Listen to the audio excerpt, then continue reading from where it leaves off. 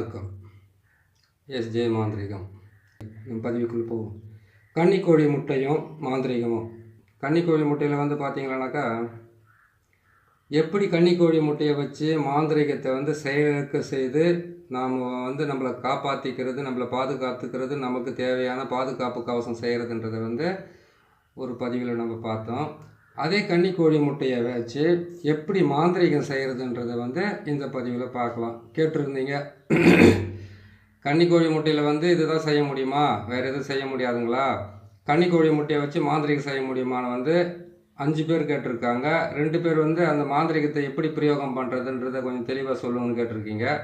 இந்த கன்னிக்கோழி முட்டையில் மாந்திரிகத்தை செய்யணுன்றதை தப்பாக தான் செய்யணும்.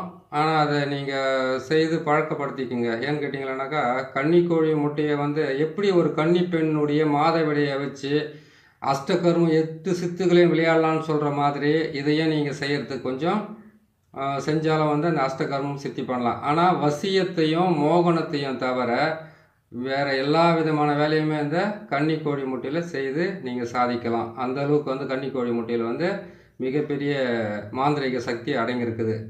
கருப்பு கோழியாக இருந்தாக்கா பலன் நீங்கள் நினச்சதை விட அதிகம்.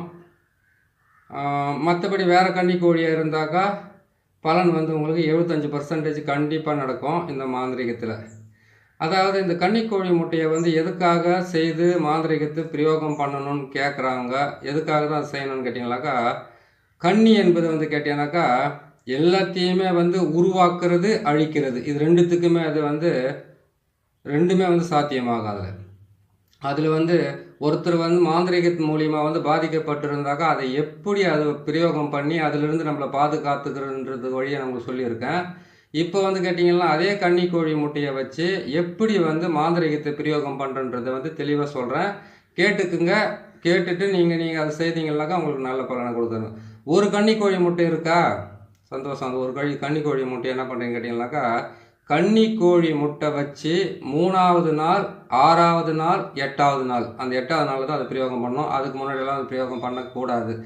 ஏன்னு கேட்டிங்கனாக்கா, 3வது நாள்ன்றது முயற்சிக்கு உண்டான எல்லா விதமான வெற்றியும் கொடுக்கும். 6வது என்பது ருணரோக சத்ருஸ்தானம் சொல்லுவாங்க. எதிரிகளை அழிக்கிறதுக்காகவும் எதிரிகளுடைய எல்லா செயலையும் செயலிழக்க செய்வதற்காக அது முக்கியமாக உங்களுக்கு பயன்படும். 8வது நாள்ன்றது கெட்டதே செய்யும். 8வது இடம்ன்றது பார்த்திங்கன்னா பணபரஸ்தானம் சொல்லி ஜோதிடத்தில் சொல்லலாம், பஞ்சபட்சியிலும் சொல்லலாம். ஆனால் மாந்திரிகத்தில் 8ன்றது கேட்டிங்கன்னாக்கா அஷ்டம். அஷ்டம் என்பதுன்னு கேட்டாக்கா 8 திசையில் இருக்கக்கூடிய கதவையும் அடைக்கக்கூடிய மிகப்பெரிய கெட்டது செய்யறதுக்கு உண்டான நாட்கள் தான் அது. 8வது நாளில் நீங்கள் அந்த மாந்திரிகத்தை பிரயோகம் பண்ணலாம். கன்னிக்கோழி முட்டையை ஒரு கன்னிக்கோழி முட்டை கன்னிக்கோழி முட்டை வச்சிருச்சிங்கனாக்கா அதை எடுத்துக்கிட்டு போயிட்டு நம்ம வச்சுட்டு எப்போ வேணாலும் பிரயோகம் பண்ணலாம். அப்படியெல்லாம் கிடையாது. அதாவது ஓடும் மீன் ஓட ஒரு மீன் வருமானு காத்திருக்கமா கொக்குன்ற மாதிரி அந்த முட்டை 3வது நாள், 6வது நாள், 8வது நாள் நீங்கள் பயன்படுத்திடலாம் தாராளமாக.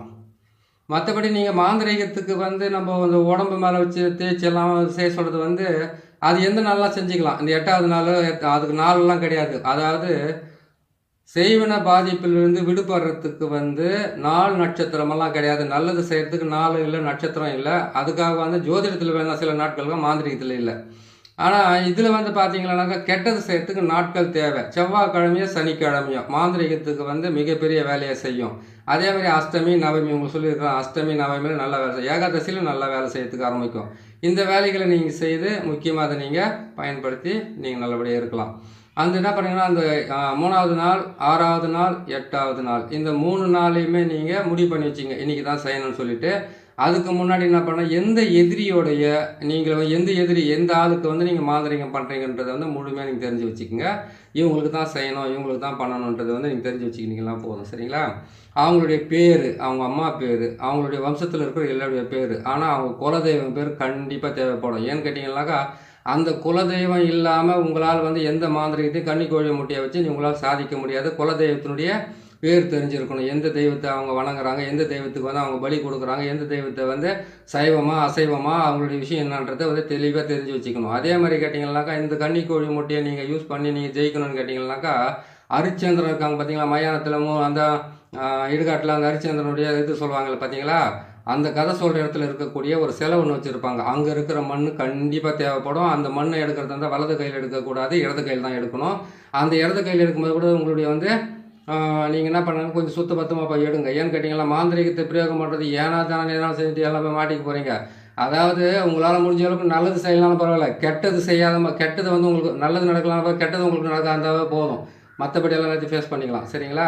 அந்த மண்ணை எடுத்துக்கோங்க, அவங்களுடைய குலதெய்வத்தினுடைய பேரை எழுதிக்கிங்க. அந்த குலதெய்வத்துக்கு உண்டான பேரை எழுதிட்டிங்களா, அதுக்கப்புறம் அந்த குடும்பத்துக்கு உண்டான எல்லார் பேருமே வந்து ஒரு தகட்டில் எழுதுங்க. அந்த தகட்டில் எழுதி அந்த தகட்டை என்ன பண்ணுறீங்கன்னு கேட்டிங்களானாக்கா, வேப்ப எண்ணெயில் வந்து கரெக்டாக அந்த பேரெல்லாம் எழுதிட்டு வேப்ப எண்ணெயில் போட்டு ஒரு நாள் பூரா இல்லைன்னு கேட்டிங்கன்னா 3.25 மணி நேரமாவது அந்த வேப்ப எண்ணெயில் வந்து அந்த தகடு ஊறணும். அதில் வந்து விளக்க போட்டு தெற்கு பக்கமாக எரிய வைக்கணும். எங்கள் வீட்டில் வந்து வேப்ப எண்ணெயை போட்டு எரிய வச்சோம்னாக்கா வீட்டில் இருக்கிற குலதெய்வமே ஓடி போயிடுமே. நீங்கள் ஏன் வீட்டில் செய்கிறீங்க? வீட்டில் எல்லாம் செய்யாதீங்க. கொண்டு போயிட்டு ஏதாச்சும் ஒரு மறைவான இடம், ஒரு மாந்திரிகம் செய்கிறேன்னு கேட்டால் ஒரு மறைவான இடத்த வந்து நீங்கள் பாதுகாத்து எப்பவுமே வச்சுக்கிட்டு தான் இருக்கணும். அப்போ தான் அவங்களால வந்து அதை பயன்படுத்தி ஜெயிக்க முடியும். சரிங்களா? அந்த இடத்துல எடுத்துன்னு போயிட்டு அவங்களுடைய பேரை வச்சு நீங்கள் அந்த தகட்டை வந்து அந்த எண்ணெயில் சின்ன ஒரு அகல் விளக்கு மாதிரி வாங்கி அதில் வந்து வேப்ப எண்ணெயை போட்டு வேப்ப எண்ணெயில் வந்து நீங்கள் திரியை போட்டு ஏற்றி அந்த தகட்டை வந்து அதில் போட்டு வைங்க. போட்டு வச்சுட்டு என்ன பண்ணீங்க, ஒரு நாள் போல் அதில் வந்து ஊறிச்சிங்களா, மறுநாள் என்ன பண்ணீங்கன்னா அந்த தகடை எடுத்து என்ன பண்ணீங்கன்னு கேட்டிங்கன்னாக்கா, சாக்கடை மண் கொஞ்சம் எடுத்துக்கங்க. சாக்கடை மண்ணை கொஞ்சம் எடுத்துக்கிட்டு அந்த கன்னிக்கோழி முட்டையில் என்ன பண்ணிக்கிட்டீங்கன்னாக்கா, அந்த அவங்களுடைய குடும்பத்தினுடைய மொத்த பேர் குலதெய்வத்தோடு சேர்த்து எழுதிடுங்க. எழுதிட்டிங்களா? எழுதிட்டு என்ன பண்ணிக்கிட்டீங்கன்னாக்கா 3 எலுமிச்சம்பழம் போதும். ரொம்ப சிம்பிளான விஷயம் தான், ஈஸியாக ஜெயிக்கலாம். இதில் எல்லாம் 3 எலுமிச்சம்பழத்தை மட்டும் வாங்கிக்கோங்க. அந்த ஒரு கன்னிக்கோழி மட்டும் 2 தேங்காய் மட்டும் வாங்கிக்கோங்க. தேங்காயில் என்ன பண்ணுறீங்க கேட்டிங்கன்னாக்கா, சுத்தமாக நான் வந்து தேங்காயை எப்படி வந்து சீவி அதை வந்து சுத்தப்படுத்தி வச்சு இது எந்த விதமான நார் இல்லாத மாதிரி பண்ணி வச்சுருக்கலையே அது மாதிரி பண்ணிக்கோங்க. பண்ணிவிட்டு என்ன பண்ணிங்க, அதுலேயும் வந்து அவங்களுடைய பேர் எழுதுங்க. எலுமிச்சம்பழத்துலேயும் அவங்களுடைய பேர் எழுதுங்க. பேரை எழுதும்போது வந்து நசி பிரி இது மட்டும் தான் எழுதணுமே தவிர வேறு எதுவுமே எழுதக்கூடாது. நசிய பிரியும் தேங்காயிலையும் எழுதுறீங்க, முட்டையிலையும் எழுதுறீங்க, எலுமிச்சம்பழத்துலையும் எழுதுறீங்க. அவங்களுடைய பேரை எழுதிட்டு அதுக்கப்புறம் தான் அதை நீங்கள் எழுதணும். சரிங்களா? அதை எழுதிட்டு என்ன பண்ணீங்க கேட்டிங்களானாக்கா, இந்த பொருளை மொத்தத்தையும் எடுத்துக்கோங்க. இந்த பொருளை எடுத்துக்கிட்டு என்ன பண்ணீங்கன்னாக்கா, ஒரு மண் இது மாதிரி இது மாதிரி வாங்கிக்கோங்க. சட்டி மாதிரி மண் சட்டி மாதிரி வாங்கி என்ன பண்ணீங்கன்னா, அந்த சாக்கடை மண், அந்த முட்டை, அதுக்கப்புறம் வந்து பார்த்தீங்கன்னாக்கா அந்த தகுடு, அந்த எலுமிச்சம்பழம், தேங்காய் கையில் வச்சுக்கோங்க. கையில் வச்சுட்டு என்ன பண்ணீங்கன்னு கேட்டிங்கன்னாக்கா, நீங்கள் அந்த ஒரு 27 கற்பூரமோ இல்லை 48 கற்பூரமோ சூடம் வெள்ளை கற்பூரம் சூடங்கிறது இல்லையா, அதை எடுத்துக்கங்க. அதை எடுத்துக்கிட்டு என்ன பண்ணீங்க கேட்டிங்கன்னாக்கா, கொஞ்சமாக தீக்குச்சி நெருப்பொடி எடுத்துக்கிட்டு நேராக அவங்களுடைய பேரெல்லாம் எழுதிட்டிங்களா, எழுதிட்டோன்னே யார் வந்து செய்கிறாங்களோ அவங்க கையால் வந்து என்ன பண்ண சொல்லுங்கள். அவங்களுக்கு வந்து செய்வன பாதிப்பிலிருந்து விலகி, அதாவது அந்த செய்வனையை வந்து அவங்களுக்கு பிரயோகம் பண்ணுறாங்க இல்லையா, அவங்களுக்கு என்ன பண்ணணும்னு கேட்டிங்கன்னாக்கா, அவங்க கையால் வந்து 8 முறை அவங்களோட தலையை சுற்றி கையில் கொடுக்க சொல்லுங்கள். கையில் கொடுத்துட்டாங்களா, அந்த முட்டையெல்லாம் அதிலே வச்சுருக்கீங்களா, கீழே வச்சுட்டு என்ன பண்ணால், இவங்களுக்கு வந்து நான் அந்த மாந்திரிகத்தில் பிரயோகம் பண்ணுறேன் அவங்க சொல்ல வேணாம், நீங்களே வந்து இன்னார் பேருக்கு வந்து நான் பிரயோகம் பண்ணுறேன்ற வார்த்தையை சொல்லிவிட்டு நீங்கள் என்ன பண்ணுறீங்க, எடுத்துன்னு போயிட்டு முதல்ல வந்து அதை எடுத்துகிட்டு போய் சாக்கடை மணல் போட்டுட்டீங்க. அந்த தகடு அதில் போட்டுட்டீங்க. வேப்ப எண்ணெயில் ஊற வச்சு அந்த தகடு அதில் போட்டுட்டீங்க. அதுக்கப்புறம் வந்து சூடத்தை அதில் போட்டுட்டீங்க. அதுக்கப்புறம் முட்டையை அதில் போட்டுட்டீங்க. எலுமிச்சம்பழமும் தேங்காயை வந்து கையில் வச்சுக்கிட்டு எடுத்துகிட்டு போங்க. எடுத்துகிட்டு போயிட்டு என்ன பண்ணுறீங்க கேட்டிங்கனாக்கா, அவங்கள கூட்டிக்கிட்டு போயிட்டு மூங்கில் செடி இருக்குதா பாருங்கள். மூங்கில் செடி இருக்குதா பாருங்கள். அப்படி இல்லைன்னு கேட்டிங்கன்னாக்கா எருக்கஞ்செடி இருக்குதான்னு பாருங்கள். அப்படி இல்லைங்க அரளி செடி இருக்குதா பாருங்கள். அப்படி இல்லைன்னு கேட்டிங்கன்னாக்கா எட்டி செடி இருக்குதா பாருங்கள். அப்படியும் இல்லை அதெல்லாம் இல்லைனாக்கா இருளச்செடி, சிட்டியில் வந்து கிடைக்காது இருளச்செடியெல்லாம். இது மாதிரி கிடைக்கலனாக்கா நேராக போங்க. ஆறு இருக்குதா பாருங்கள், ஏரி இருக்குதா பாருங்கள், குளம் இருக்குதா பாருங்கள். இதில் ஏதாச்சும் ஒரு இடங்கிறதா சரி. இது எதுவுமே கிடைக்கலையா உங்களுக்கு, மயானம் இருக்குதா பாருங்கள். மயானத்தில் கண்டிப்பாக செய்யலாம். மயானத்தில் என்ன பண்ணுங்க, ஒரு பிடி சாம்பல் வந்து எடுத்துக்கோங்க கையில். அந்த மயானத்தில் வந்து எரிமேடையில் எரி வச்சிருக்கிற சாம்பல் வந்து ஒரு பிடி சாம்பலை எடுத்து அதை நல்லா பிறப்புங்க. பிறப்பிட்டு என்ன பண்ணுறீங்க கேட்டிங்கன்னாக்கா, சிவனுடைய அதாவது கேட்டிங்கனாக்கா நமச்சிவாயான்ற எழுத்தை வந்து நம்ம மாற்றி நசியமாவான இது இல்லையா, அந்த எழுத்தை மட்டும் என்ன பண்ணீங்க அதில் எழுதிட்டு அந்த 5 எழுத்து மேலே 5 கற்பூரத்தை வச்சு கொளுத்தணும். கொளுத்திட்டு என்ன பண்ணீங்க கேட்டிங்கனாக்கா, அது எரிஞ்சு முடிஞ்ச உடனே அதுக்கு மேலே வந்து அந்த மண் பாத்திரத்தை கொண்டு போனீங்க பாருங்கள். அந்த சாம்பல் மேலேயே வந்து அந்த மண் பாத்திரத்தை வச்சுட்டு அந்த மண் சட்டியை வச்சுட்டு அதில் வந்து நெருப்பை வைக்க சொல்லுங்கள். யார் அந்த செய்கிறாங்க இல்லையா அவங்கள நெருப்பை வைக்க சொல்லுங்கள். நெருப்பை வச்சுட்டோன்னே நல்லா எரியும். அது உள்ள அந்த தகுடு அதெல்லாம் சேர்ந்து எரியுது இல்லையா, எரிஞ்சிக்கிட்டு இருக்கும்போது என்ன பண்ணணும்னு கேட்டிங்களானாக்கா, இவங்களுடைய அந்த எரியும் போது அவங்கள அந்த புகை வருது பாருங்கள், அங்கேயே உக்காந்து என்ன பண்ண சொல்லுங்கள்.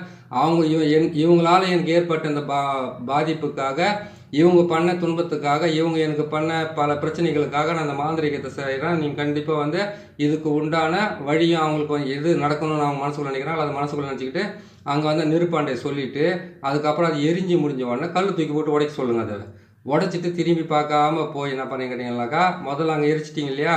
எரிச்ச இடத்துல ஒரு எலுமிச்சம்பழத்தை வந்து தலையை சுற்றி அங்கேயே உட்காந்து கீழே நசுக்கணும். காலில் நசுக்கக்கூடாது, கையில் நசுக்கணும். சரிங்களா? அதுக்கப்புறம் அங்கேருந்து வந்து என்ன பண்ணீங்கன்னாக்கா, அந்த மயானத்தை விட்டு தூரம் வந்துட்டீங்க. நீங்கள் எந்த இடத்துல செய்கிறீங்களோ அந்த இடத்த விட்டு தூரமாக வந்துட்டீங்களா? அந்த இடத்த விட்டு தூரமாக வந்த உடனே அந்த இடத்துல வந்து ஒரு எலுமிச்சம்பழத்தை நசுக்கிட்டீங்க. கொஞ்சம் தூரமாக வந்தோடனே இன்னொரு எலுமிச்சம்பழத்தை நசுக்கிறீங்க.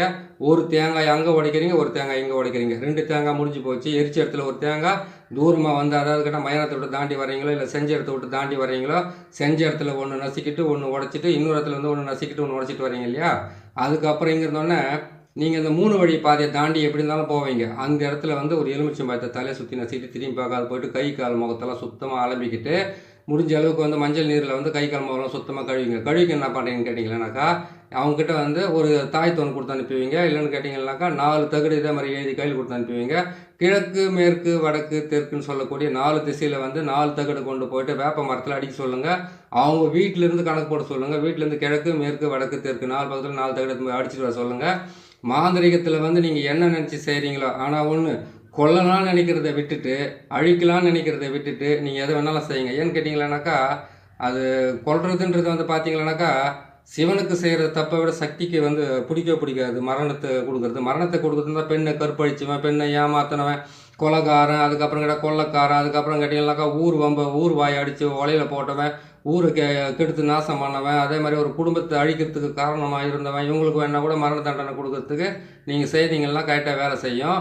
ஆனால் இது வந்து கேட்டிங்கன்னா அவங்க வந்து எதிரிங்களை வந்து அழிக்கிறதுக்காகவும், எதிரிங்களுடைய தொல்லையிலிருந்து நீங்கள் விடுபட்டு வெளியில் நிற்கிறதுக்காகவும், அவங்க எது செஞ்சாலும் அவங்களுக்கு வந்து பலிதமாகாமல் இருக்கிறதுக்காகவும், அவங்களால ஏற்பட்ட பல துன்பங்களிலிருந்து விடுபடுறதுக்காக உங்களுக்கு இது பக்கபலமாக இருக்கும். இதை செய்து முடிங்க. இது செய்து முடித்து கொடுத்தீங்கன்னாக்கா உங்களுக்கு ரொம்ப நல்லபடியாக நடக்கும். கன்னிக்கோழி முட்டையில் வந்து செய்வனை செய்கிறது எப்படின்றது உங்களுக்கு சொல்லியிருக்கிறேன். இதை பார்த்து செய்யுங்க. மற்றவங்களுக்கு செய்து கொடுங்க. நீங்களும் செய்து நல்லா இருங்க. நீங்கள் கேட்டது நான் போட்டு கொடுத்துருக்குறேன் பாருங்கள். நல்லபடியாக பார்த்து செய்து முடிச்சுக்குங்க. உங்களுக்கு பிடிச்சிருக்குன்னு நினைக்கிறேன். பிடிச்சிருந்தால் சப்ஸ்கிரைப் பண்ணுங்கள், லைக் பண்ணுங்கள், ஷேர் பண்ணுங்கள். ஏன்னு கேட்டிங்களானாக்கா, நீங்கள் கேட்குறதெல்லாம் உடனுக்குடனே போட்டு கொடுக்குறேன். அதே மாதிரி நான் கேட்குறது நீங்கள் வந்து ஒரு என்கரேஜ் பண்ணுற மாதிரி செய்து வைங்க. சரிங்களா? பிடிச்சிருந்தால் செய்யுங்க. இன்னொரு நல்ல பதிவில் சந்திக்கலாம். நன்றி, வணக்கம்.